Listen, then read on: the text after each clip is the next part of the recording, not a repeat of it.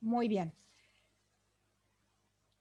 Alejandra Beatriz Picayo es licenciada en Ciencias Químicas de la Facultad de Ciencias Exactas de la Universidad de Buenos Aires, con una maestría en Nutrición y Dietética en la Universidad de León, España, una especialización en Higiene y Seguridad Alimentaria de la Universidad de Santiago de Compostela y un posgrado en Docencia Universitaria en la UBA.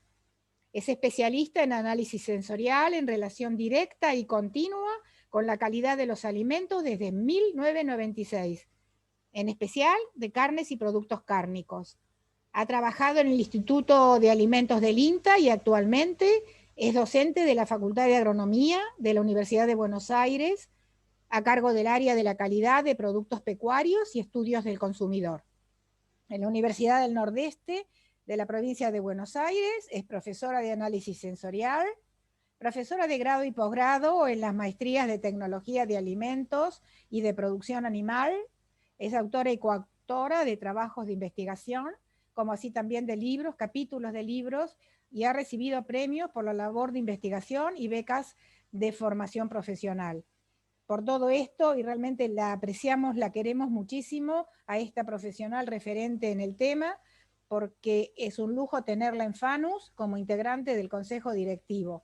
Así que bueno, nuevamente gracias y te doy la palabra. Bueno, muchas gracias Anita por la presentación. Bienvenidos a todos, buenas tardes. Y bueno, vamos, primero agradezco que estén presentes, que estén escuchando la charla, y les voy a comentar por qué elegimos esta temática. Es una encuesta que realizamos en FANUS. El FANUS es el Foro de la Alimentación, Nutrición y Salud, que integramos por ejemplo, con y con muchas de las personas que están acá presenciando la charla, donde tenemos la posibilidad de llevar conocimientos acerca de los alimentos a diferentes sectores que por ahí no tienen el acceso o no les interesa, y lo hacemos de manera que sí les sea atractivo, ¿no? Entonces, como necesitamos saber justamente dónde hay falencias en cuanto a estas necesidades, nosotros en FANUS tenemos un grupo de economía donde trabajamos con el tema de consumidores, y en este trabajo, junto a la ingeniera Ana Svendsen, hemos realizado una encuesta con toda la gente también de FANUS, y lo que pudimos evaluar son los hábitos de consumo de los alimentos en poblaciones de gente universitaria específica, ¿no? Ahora les voy a decir después cuando vayamos avanzando. Y lo que uno especialmente estaba focalizado en tratar de averiguar era qué criterio aplicaba generalmente al elegir un alimento fuera de su hogar. O sea, cómo elegía la gente cuando estaba fuera de su hogar los alimentos. Además de esta parte, digamos, de la charla, vamos a ver una encuesta previa realizada también por la directora de FANUS, la doctora Teresa García, que la realizó en la Universidad de Morón en el año 2015. Entonces, para que vean cómo fue variando, o si no varió, el grado de conocimiento entre 2015 y 2019. Esta encuesta la hicimos el año pasado. No sabíamos lo de la pandemia, obviamente, porque empezó después, y la idea era continuar con este mismo panorama, digamos, con esta misma encuesta, pero bueno, debido a la pandemia han cambiado ciertas características, ¿no? Entonces, bueno, vamos a tener que reformular nuevamente las preguntas. Pero esto, digamos, hasta el año pasado, hasta fin de año, era un panorama de cómo eran los hábitos de consumo de la gente, que obviamente han cambiado en este año, ¿no? En una población específica. Entonces, cualquier duda que tengan, este es mi mail, o si no, también les voy a dejar el link de FANUS para que también puedan fijarse, porque hay cosas muy atractivas para ver, ¿no? Entonces vamos a ir viendo el temario va a ser qué es una encuesta y para qué sirve. Les voy a decir qué es una encuesta FANUS. Voy a mostrarles cómo está conformada una encuesta FANUS y les voy a mostrar los resultados de la encuesta y los comentarios sobre la encuesta previa, que es la que les comenté que realizó la doctora Teresa García. Entonces, vamos a ver qué es lo que necesitamos hacer y hacia dónde tenemos que apuntar, ¿no? Entonces, primeramente, ¿qué es una encuesta? Una encuesta consiste en una investigación realizada sobre una muestra de sujetos representativa de un colectivo más amplio. O sea, yo voy a tomar una porción de un colectivo amplio, por ejemplo, si yo estoy evaluando consumo en supermercados del Gran Buenos Aires, bueno, voy a tomar, no voy a hacer todas las personas que van a comprar a ciertos supermercados de la misma zona. Voy a tomar un muestreo de varios supermercados de cierta zona. O sea, tengo que definir cuál va a ser mi colectivo y cuál va a ser la muestra que yo voy a tomar en cuenta, ¿no? Entonces, uno utiliza ciertos procedimientos estandarizados de interrogación, que serían los cuestionarios, con intención de obtener mediciones cuantitativas y también cualitativas. No solo cuanti, sino también cuanti. Y lo que uno va a obtener de esas mediciones cuanti y cualitativas, una gran cantidad de características objetivas y subjetivas de la población, que obviamente después conlleva un análisis, porque esas respuestas solas no me sirven per se. Yo necesito analizar esos datos que yo estoy recolectando. Entonces, el investigador lo que hace es recopilar esos datos mediante un cuestionario que se diseña previamente, lo cual a veces no es tan sencillo porque tenemos que pensar muy bien los objetivos y hacia dónde vamos a apuntar, ¿no? Y lo que sí hay que hacer es no modificar el entorno ni el fenómeno donde se recoge la información. O sea, siempre tiene que estar, no tengo que modificar nada de lo que puede llegar a influir en la respuesta. Eso no tiene que estar modificado ni alterado. Entonces, esa información que se obtiene de una encuesta sirve para respaldar, por ejemplo, la hipótesis de una investigación. Si yo tengo una determinada investigación, esa información me la puede respaldar, ya sea para bien o para los objetivos que yo quiero, o contradiciéndome la hipótesis, ¿no? Porque la opinión de las personas nos permiten determinar cómo se involucran o cómo interaccionan, cómo se relacionan ellos con el hecho o con el tema o con el producto con el cual se está investigando. Por ejemplo, una vez realizamos una encuesta también sin tocar el producto sobre carne vacuna almacenada al vacío. Entonces, uno lo que hacía era evaluar las reacciones de las personas hacia ciertas preguntas. En este caso eran presenciales y había un moderador que obviamente estudiaba este tipo de reacciones, ¿no? Ese, por ejemplo, es una de las, de las formas de ver cómo se relacionan los consumidores o los encuestados con el tema que estoy investigando. En este caso era un estudio de consumidores. En este caso lo que hacemos es un hábito de consumo. Entonces, ¿cuáles son algunas de las ventajas de las encuestas? Es que permiten, por ejemplo, predecir. Yo tengo la facilidad de predicción, donde puedo tener registro de ciertas propiedades de la población a partir de un análisis de una muestra. O sea, yo puedo tener una idea de lo que va a ocurrir teniendo solamente un grupo muestral analizado. Y se pueden crear puntos de referencia para realizar preguntas o cuestionarios de seguimiento también.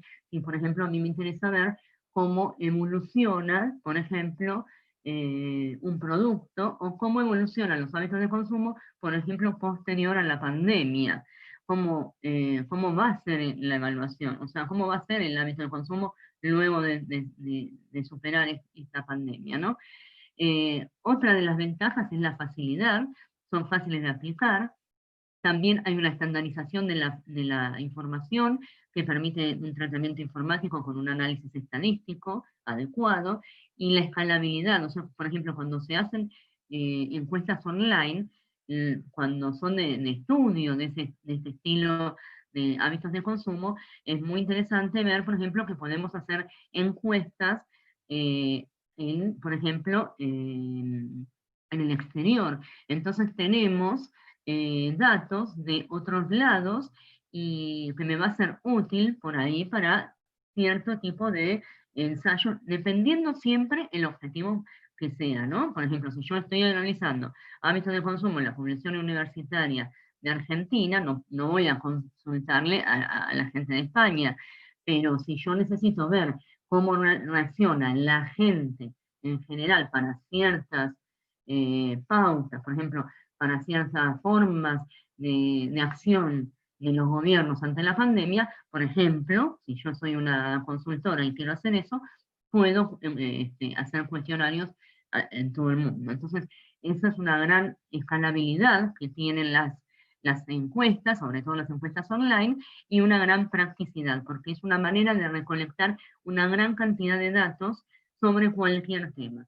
Y lo que a veces es muy rico es cuando uno les permite a los encuestados o a los consumidores dejar un comentario. A veces los comentarios ayudan muchísimo para entender y poder llevar a cabo el objetivo o sea, llevar a cabo el fin de mi trabajo por esos comentarios, ¿no? Me ayudan muchísimo a veces a entender algunas cosas que a veces por ahí uno no se les perdió en el medio de tanto dato.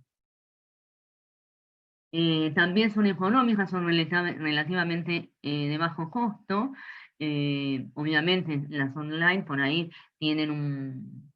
por ahí pueden llegar a ser un poquito más económicas debido a que no tienen el gasto de impresión o contratación de encuestadores que se necesitan muchos para hacerlo presencial, pero hay gente también, en este caso, que una encuesta online no la responde. Entonces también eso tiene una desventaja, por eso siempre conviene hacer de las dos maneras. Encuestadores que recluten y realicen la encuesta presencialmente y también online. Eso favorece la recopilación de datos. También una ventaja es que se pueden realizar estadísticas en un software estadístico específico. Son análisis estadísticos relativamente sencillos. Obviamente uno puede llegar a realizar análisis más complicados, más complejos, y bueno, si tiene al alcance un software, siempre es bienvenido, ¿no? Son anónimas, lo cual la gente se siente más cómoda respondiendo, porque no tiene que poner su nombre. Si uno le puede introducir métodos científicos, objetivos, puede lograr cierta cientificidad en la medición para poder corregir ciertos errores. Y es rápido también, por ejemplo, cuando uno utiliza, por ejemplo, en SurveyMonkey o el Google Forms, es rápida la respuesta, o sea, uno enseguida recibe todas las respuestas en una base de datos, lo cual hace mucho más sencillo el tratamiento después de la información. Y también tenemos las desventajas o limitaciones, ¿no? Que los resultados que se obtienen son aproximaciones o tendencias, no son certezas. Eso suele ocurrir muchísimo con las encuestas por ahí que se dan en las elecciones presidenciales, por ejemplo. Algunas de las preguntas, de las respuestas de los encuestados pueden ser ficticias, o sea, que no sean verdaderas, que justamente lo hagan a propósito. También está dentro del número muestral contemplado este posible tipo de error. Algunos encuestados también se pueden negar a proporcionar información deseada o que no estén dispuestos a responder porque consideran que es una información delicada y personal, entonces no responden esa pregunta, lo cual a veces me quedo sin responder, salvo que yo le ponga, por ejemplo, en una encuesta online que sea obligatoria la respuesta. Pero también a veces eso genera que el encuestado se sienta agredido con esa imposición, ¿no? Después a veces tenemos poca profundidad de la información recolectada, por eso hay que hacer muy bien los cuestionarios, porque muchas veces el cuestionario no sirve para nuestros objetivos, nuestros propósitos. Hay una gran dificultad en la elaboración de los cuestionarios, por eso siempre conviene consultarle a la gente de marketing o a las consultoras que trabajan justamente con este tipo de cuestionarios. Hay condicionamiento de la información por ciertas preguntas, si uno las formuló mal, entonces estoy condicionando la respuesta. Y, por ejemplo, las preguntas estructuradas y alternativas de respuesta fija pueden dar como resultado perder información y pérdida de validez de cierto tipo de datos, como por ejemplo creencias y sentimientos. O sea, a veces uno solamente le pone una estructura a la respuesta sin ponerles, como yo les comentaba, los comentarios que a veces son tan útiles para nuestro propósito, ¿no? Que a veces habría que agregarlo para aumentar la información recabada. Entonces, ¿qué tipo de encuestas tenemos? Esto es rápido, lo voy pasando rápido. Por ejemplo, tenemos las presenciales o telefónicas que están participando el encuestador, y también tenemos sin participación del encuestador, como son las telefónicas automatizadas, el correo tradicional, la página web, correo electrónico, las redes sociales.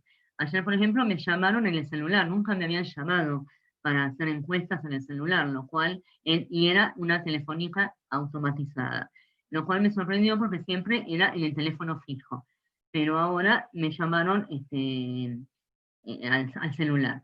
El correo tradicional siempre me llegan también, sobre todo de las revistas que uno publica o que es revisor, entonces llegan encuestas para hacer sobre la revista, y en las páginas web siempre tenemos encuestas, siempre. Y las redes sociales también. En Instagram es terrible la cantidad de encuestas que uno responde, ¿no? Ahora, cuando estamos hablando de la encuesta FANUS, ¿a qué nos referimos? Como nosotros estamos en el foro de la alimentación, la nutrición y la salud, nosotros queremos ver cómo está la población. Entonces, desde el punto de vista crítico, ¿son útiles? Sí, son útiles. ¿Para qué nos sirven? Nos sirven para entregar información a quienes puedan encarar acciones posteriores. En que estamos nosotros dentro de FANUS, podemos ser nosotros mismos los que encaremos las acciones, o también pasar, digamos, o relegar el trabajo en otra persona haciendo los contactos previos, ¿no? Entonces, uno lo que evalúa también con este tipo de encuestas es el grado de conocimiento de la población sobre los alimentos y la nutrición y la salud. Entonces, uno lo que está haciendo es ver qué falencias hay dentro del colectivo urbano, por ejemplo, en cuanto a nutrición, en cuanto a salud, en cuanto a alimentos. Y en realidad uno cuando empieza a ver las encuestas se da cuenta que las falencias son muchas. Entonces, a partir de estas encuestas, ¿uno qué quiere? Generar seminarios, por ejemplo, si vemos que hay falencias, generar seminarios de capacitación, difundir conocimientos sobre la temática, cursos, publicaciones, proyectos en conjunto con universidades, centros de investigación y ministerios. O sea, lo que hacemos es hacer un frente común contra el desconocimiento. O sea, lo que tratamos es de difundir y concientizar a la gente sobre la alimentación, la nutrición y la salud. Entonces, a partir de esas encuestas, uno puede tener idea de cómo cierta población responde a ciertas preguntas, y sabemos el grado de conocimiento y el hábito. Entonces, por ejemplo, en la encuesta que hicimos de FANUS, era qué criterio aplica generalmente al elegir un alimento fuera de su hogar. En este caso, nuestro objetivo era conocer los hábitos de consumo y conocimiento de la población. En este caso estamos bien sectorizando cuál va a ser nuestra muestra dentro del colectivo. O sea, el colectivo era población universitaria no afín a las carreras de alimentos, nutrición y salud. De ahí nosotros tomamos una muestra. En este caso se hizo de una modalidad mixta, donde teníamos una encuesta presencial que se hacía en papel directo y estaba uno presente, que fue, yo realicé varias de este estilo, y también se realizaron online, donde se les enviaba por Google Forms un formulario y los chicos respondían dentro de lo que eran dentro de esta población universitaria. Constaba de 14 preguntas, además de los datos personales y también los datos de peso y altura, porque lo que hicimos también fue ver el índice de masa corporal.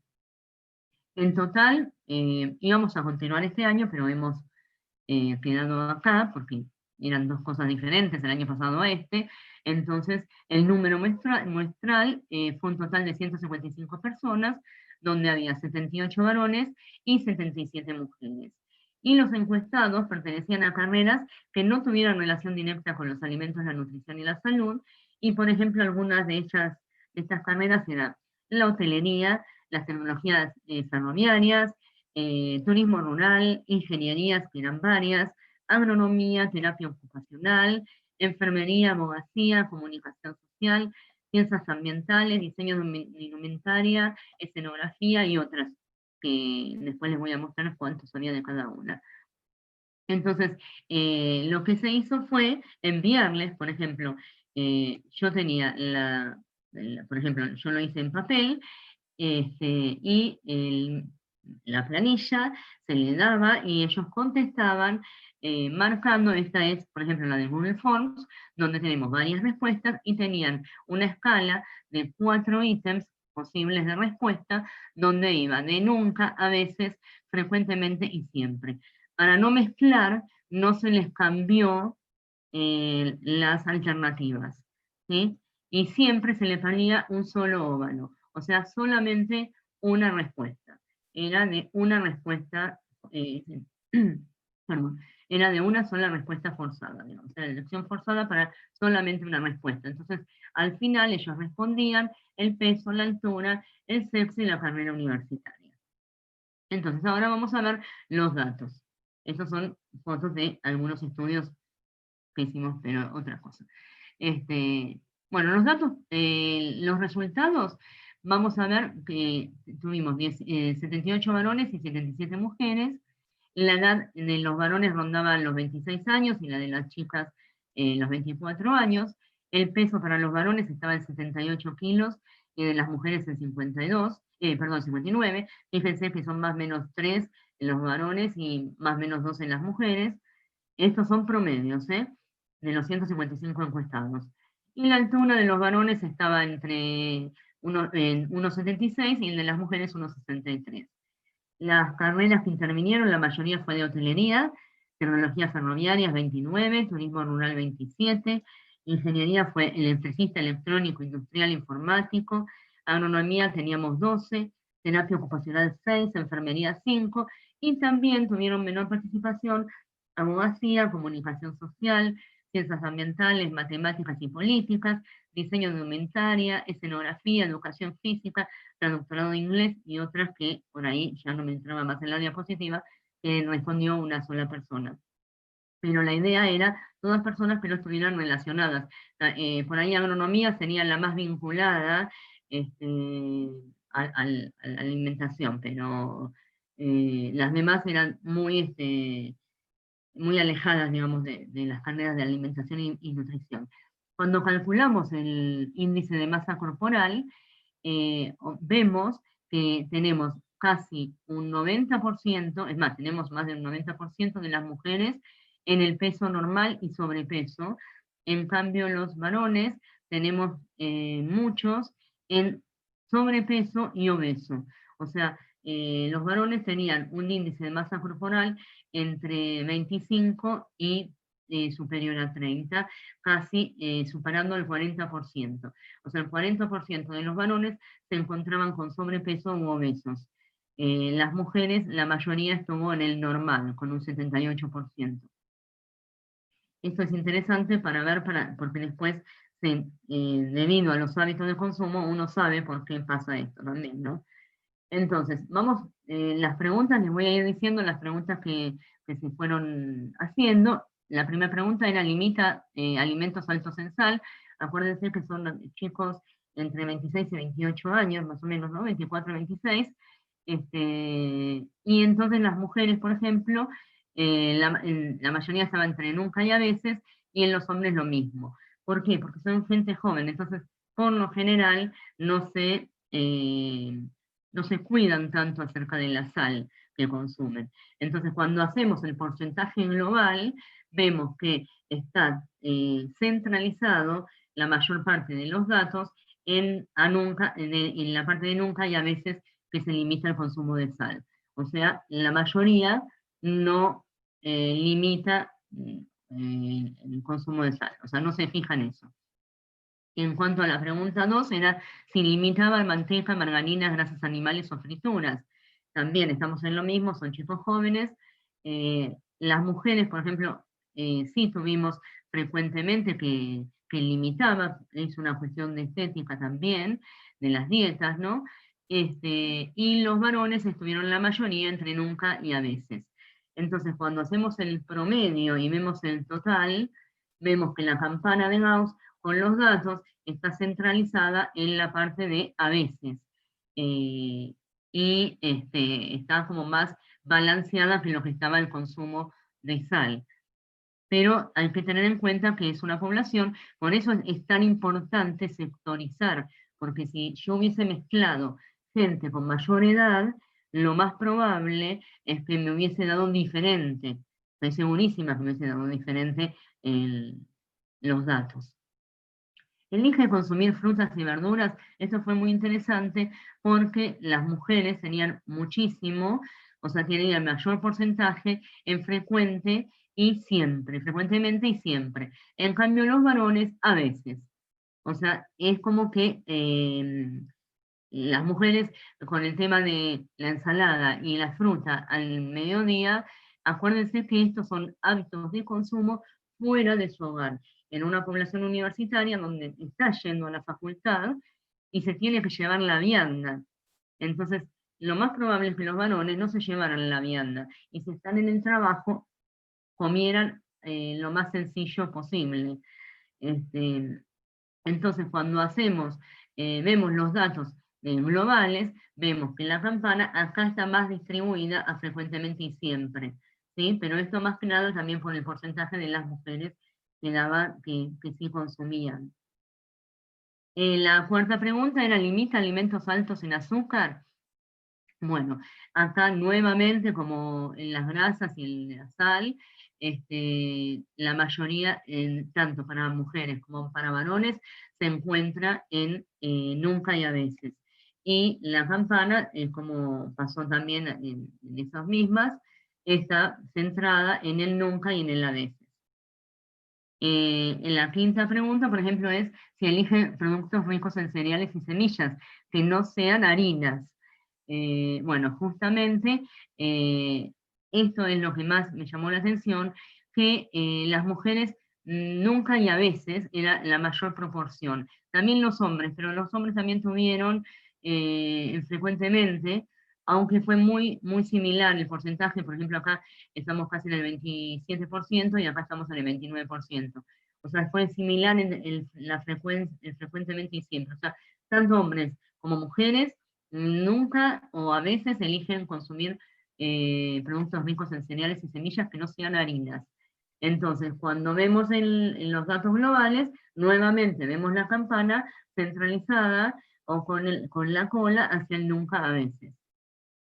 Cuando se les preguntó si consumían productos, no sé si elegían para consumir fuera de su casa productos ricos en harinas, o sea, panadería, pastas, y sí, acá saltó, digamos, el dato, donde la mayoría estaba desde a veces hasta siempre, ¿no? O sea, frecuentemente y siempre, tanto para mujeres como para varones.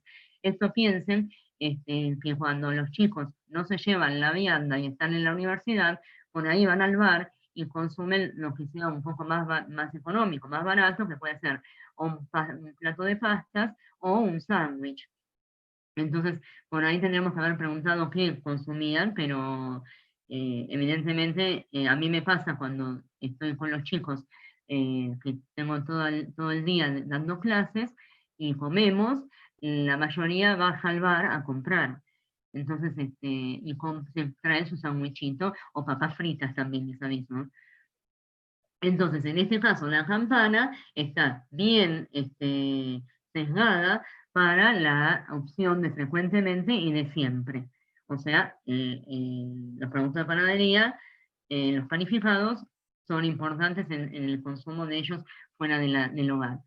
Si se les decía si consumían legumbres, bueno, acá tenemos bastante parejito entre mujeres y varones, que el consumo es relativo, las mujeres por ahí incrementan un poco más, y la campana es un poquito más centrada en el a veces, aunque nunca también es bastante alto. Cuando se les decía si consumían variedad de alimentos, entonces se les preguntó si consumían variedad de alimentos, tanto lácteos como carnes, frutas, verduras, cereales, legumbres. Acá fue como más equilibrada la respuesta, tanto para hombres como para mujeres, y estuvo más balanceado, digamos, en el sentido de que la gente consideró, tanto hombres como mujeres, que estábamos entre a veces, frecuentemente y siempre. O sea, ese era el consumo, ¿no? Consumían bastante. La variedad, o sea, trataban de fijarse en variedad de alimentos. Elige productos bajos en grasas saturadas. Bueno, acá es cuando empezamos a ver el desconocimiento. Entonces, no tenían idea de lo que estábamos hablando la gran mayoría. Entonces, la mayoría se inclinó con que nunca y a veces. Entonces, cuando vemos acá en la campana, estamos en la mayoría, casi un 70%, pasando el 70%, que nunca o a veces se fija si son grasas saturadas. Cuando le preguntamos si elegía productos bajos en grasas trans, nos pasó exactamente lo mismo, donde las mujeres nunca o a veces, o sea, también nos da una idea que no leen los rótulos.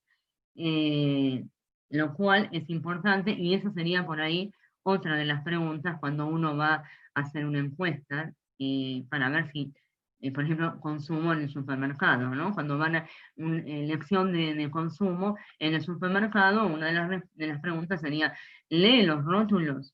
Bueno, en general no se lee. Y salvo que uno ande justamente interesado en la nutrición, pero por lo general no se lee. Acá se ve cómo está el nunca y a veces fortalecido porque no tenían mucha idea de lo que era también una grasa trans. Ustedes me dicen, ¿es población universitaria? Sí, es población universitaria, pero no sabían lo que era una grasa saturada ni lo que era una grasa trans.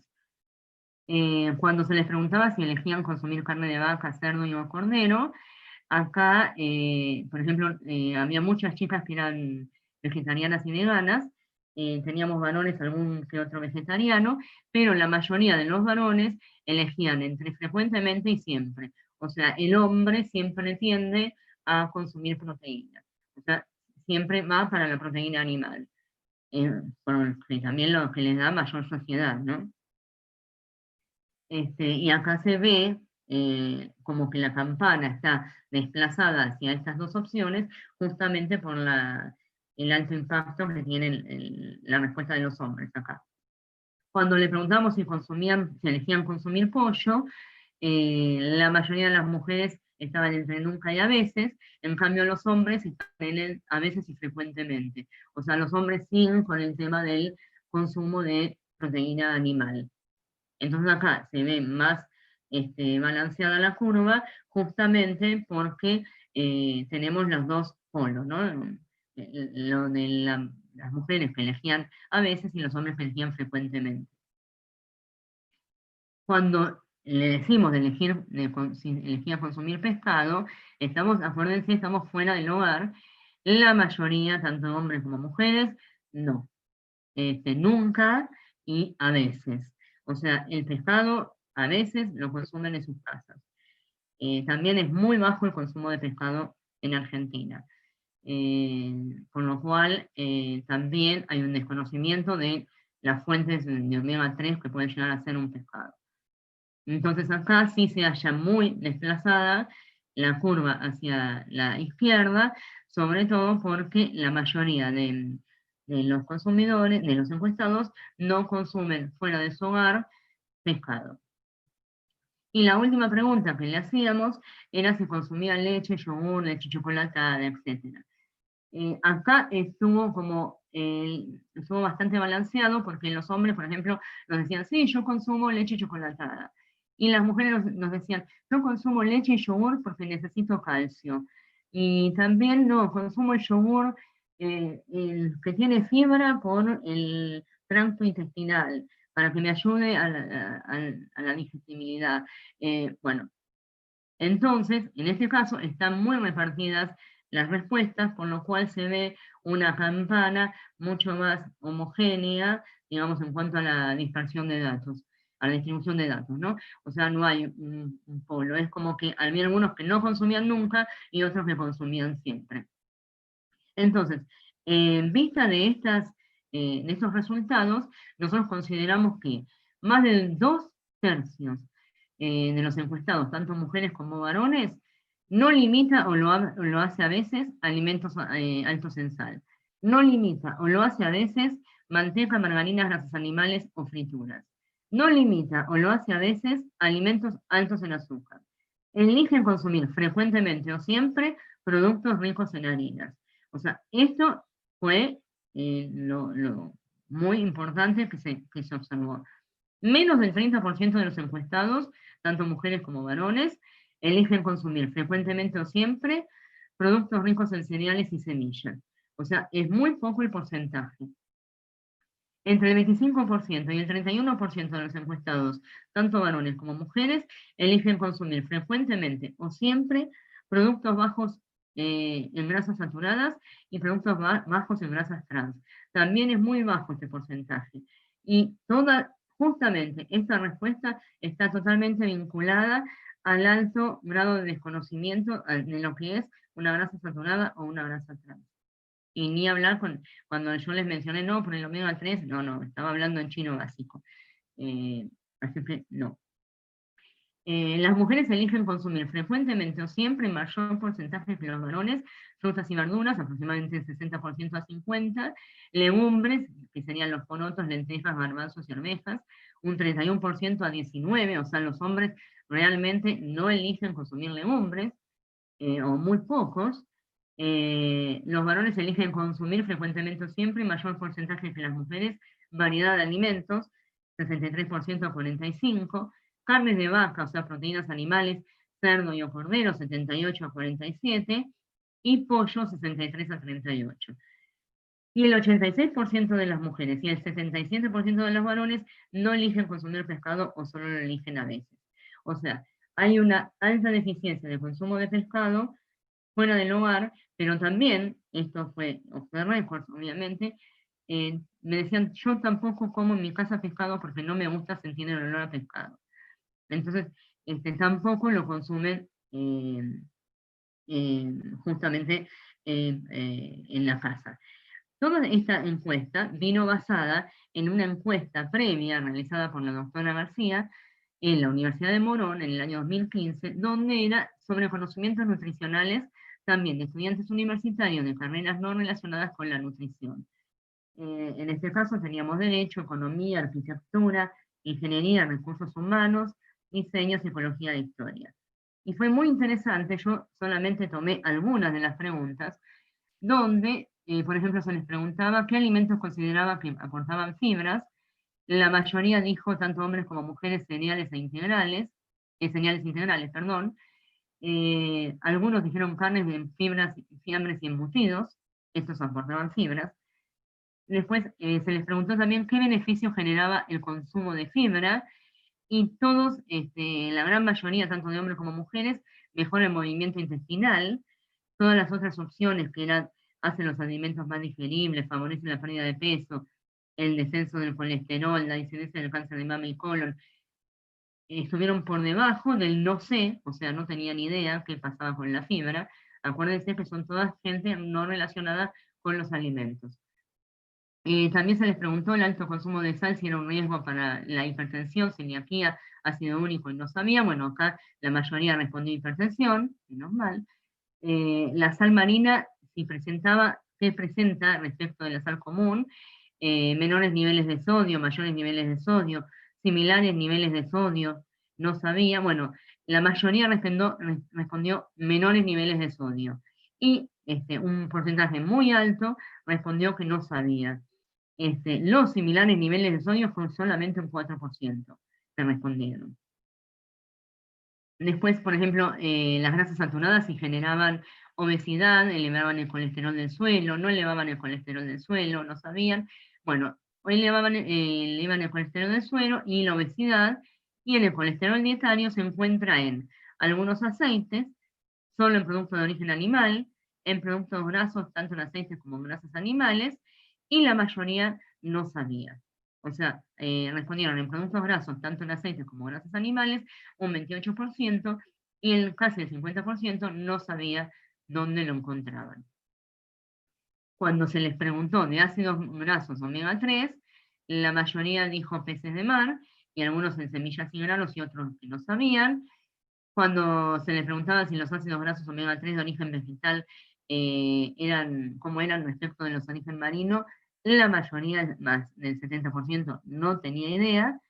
Y el consumo de omega 3 de semillas como la chía, ¿qué hacía, no? Entonces se disminuía el colesterol, disminuía los triglicéridos, el colesterol y los triglicéridos. La mayoría no sabía lo que hacía el consumo de omega 3. ¿Y qué incidía más en el desarrollo de las enfermedades cardiovasculares? La mayoría puso el alto consumo de grasas y el alto consumo de grasas saturadas. También se puso el colesterol de la dieta. Y cuál tenía más contenido de grasas saturadas, un alto porcentaje puso una rodaja de pan común, y en menor proporción una cucharada de aceite de oliva, y otros una pequeña porción de queso. La mayoría no sabía dónde encontrar las grasas saturadas.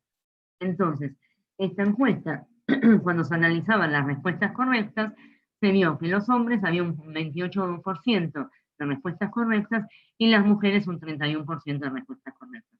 O sea, en realidad teníamos, el promedio fue muy bajo en cuanto a respuestas correctas. O sea, por eso se trató de enfocar cómo eran los hábitos de consumo luego de 4 años de realizada, o 3 años y medio de realizada la encuesta en Morón. Y en realidad no vimos un gran avance tampoco, ¿no? A pesar de que no fueron las mismas preguntas, pero si uno sabe, por ahí trata de habituarse a, digamos, medidas saludables. Entonces, nosotros teniendo en cuenta estos resultados, ¿cuáles son nuestras metas desde FANUS? Aumentar el conocimiento en la población de la composición de los alimentos, de la nutrición y cómo influye esto en la salud. Generar seminarios y cursos de capacitación. Justamente uno lo que hace, si ustedes siguen a FANUS, van a ver que hay un montón de seminarios cada 15 días acerca de alimentos y nutrición y salud. Y, por ejemplo, ahora hay un curso de capacitación que es actualización de la composición de alimentos, que se va a dictar en noviembre. Así que si les interesa, los invito a ver la página de FANUS.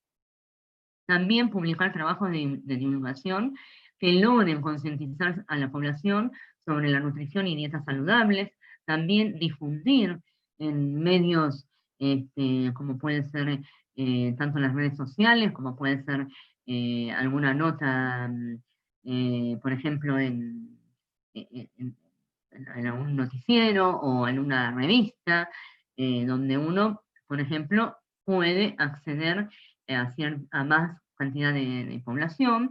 En este caso, por ejemplo, también los invito a que vayan a la página de FANUS, donde está la revista de FANUS, que es una revista digital, donde uno puede encontrar un montón de trabajos científicos de muy buen nivel y sobre composición y nutrición también.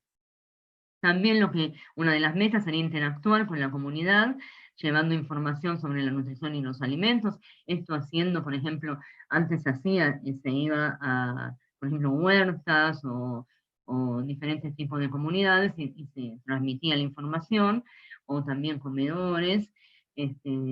Bueno, ahora no se puede por el tema de la pandemia, y también trabajar en conjunto con el Ministerio de Agricultura, el Ministerio de Salud, focalizando en la implementación de estrategias o de proyectos o políticas correctas para promover cambios en el consumo de alimentos, ¿no? En los hábitos. Entonces, estas son ciertas metas que uno se pone desde FANUS a partir de todas estas encuestas que hacemos y que tratamos de mejorar el conocimiento y los hábitos de consumo en la población.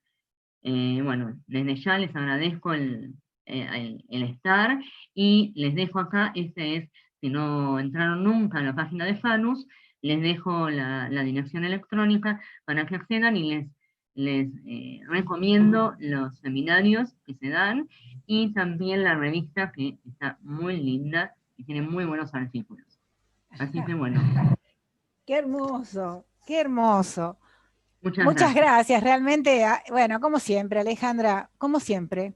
Un lujo todo lo que has dado, un lujo lo que has dado. Cualquier duda, ya saben, ahí tienen mi mail, si no lo escribo acá en el chat. También una idea sería trabajar en conjunto con el Ministerio de Educación. Es verdad, sí, sí, claro que sí. La idea es promocionar todo este tipo de resultados, ¿no? Y llevar conocimiento a la población. Les dejo mi mail, cualquiera que les interese pueden preguntarme o en la página de FANUS o en mi mail.